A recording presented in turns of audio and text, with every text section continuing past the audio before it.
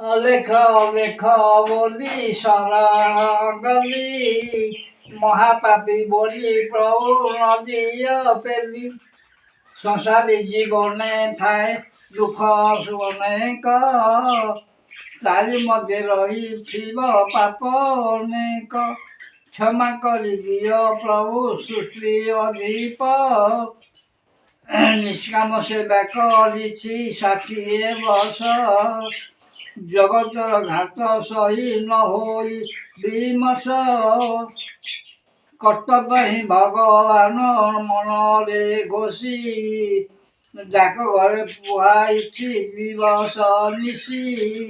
ସେବା କରିବାର ଅନୁକମ୍ପା ପାଉଛି ଶରଣ ଦର୍ଶନ ଉଦେ ଅସ୍ତ ହେଉଛି ଅସ୍ଥାୟୀ ଜୀବନେ ସଖା କିଏ ବା ଅଛି।